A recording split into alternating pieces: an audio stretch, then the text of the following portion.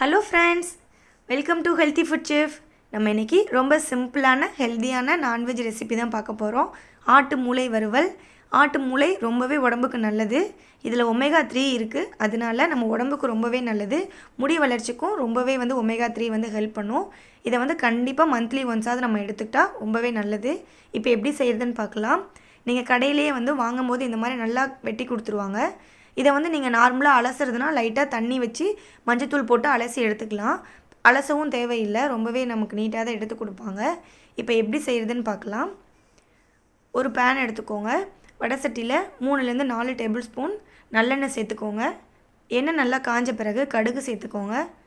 கடுகு பொரிஞ்ச பிறகு 1/2 டேபிள் ஸ்பூன் சோம்பு சேர்த்துக்கோங்க. சோம்பு வெடித்த பிறகு கருவேப்பிலையை 2 கொத்தளவு சேர்த்துக்கோங்க. கருவேப்பிலை நல்லா பொரிஞ்ச பிறகு Kashmiri red chilli powder 1/2 table spoon சேர்த்துக்கோங்க. மஞ்சள் தூள் 1/4 டேபிள் ஸ்பூன். கரம் மசாலா தூள் 1/2 டேபிள் ஸ்பூன். இதை நல்லா மிக்ஸ் பண்ணிக்கணும். உங்களுக்கு வீட்டில் அரைச்ச மிளகாத்தூள் இருக்குன்னா அது ஒரு 1/2 டேபிள் ஸ்பூன் சேர்த்துக்கலாம். இல்லைன்னா பெப்பர் தூள் இதில் சேர்த்துக்கோங்க. இப்போ இதை நல்லா மிக்ஸ் பண்ணிக்கோங்க. அடுப்பை ரொம்ப சிம்மில் வச்சு தான் இந்த மிளகாத்தூள்லாம் போடணும், இல்லைன்னா கருகிடும். இப்போ இந்த ஸ்டேஜில் நமக்கு பொடியாக கட் பண்ணி வச்சுருக்கிற பெரிய வெங்காயம் நான் சேர்த்துருக்கேன். நீங்கள் சின்ன வெங்காயம் கூட போட்டுக்கலாம், ஏன்னா சின்ன வெங்காயம் இன்னும் டேஸ்ட் நல்லாவே இருக்கும். ஒரு பெரிய வெங்காயம் நல்லா கட் பண்ணி போட்டுட்டு கொஞ்சமாக உப்பு தேவையான அளவுக்கு சேர்த்து வதக்கி விட்டுக்கோங்க. இப்போ இது நல்லா கொஞ்சம் சுருண்டு வதங்கின பிறகு நம்ம எடுத்து வச்சுருக்கிற மூளையை இதில் சேர்த்துக்கலாம். இப்போ இதை நல்லா கட் பண்ணி போட்டு முட்டை வறுக்கிற மாதிரி தான் இதோட ஈரப்பதம் போகிற வரைக்கும் நல்லா அமுக்கி விட்டு வறுத்துக்கணும். கரண்டியோட பேக் சைடு வச்சு இந்த மாதிரி அமுக்கி விட்டு நீங்கள் வறுத்துக்கலாம். இதில் இன்னொரு மெத்தடாக இப்போ முழுசாக போட்டு அப்படியே வறுக்காமல் நம்ம முட்டை வேக வைக்கிற மாதிரி மூளையை உப்பு போட்டு தண்ணியில் வேக வச்சு எடுத்துட்டு அது வெந்ததுக்கப்புறம் அதை குட்டி குட்டி பீஸாக கட் பண்ணியும் இதே ப்ரொசீஜரில் நம்ம செஞ்சுக்கலாம். அதை விட இது ரொம்பவே நல்லாயிருக்கும். எங்கள் அம்மா இந்த மாதிரி தான் செஞ்சு தருவாங்க. எனக்கு இந்த மாதிரி செய்கிறது ரொம்பவே பிடிக்கும்.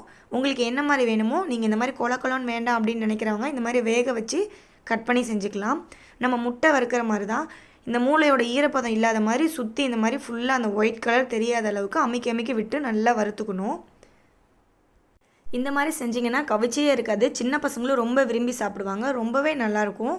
இப்போ கொத்தமல்லி தலையை பொடியாக கட் பண்ணி இதில் சேர்த்து மறுபடியும் நல்லா வதக்கிக்கோங்க.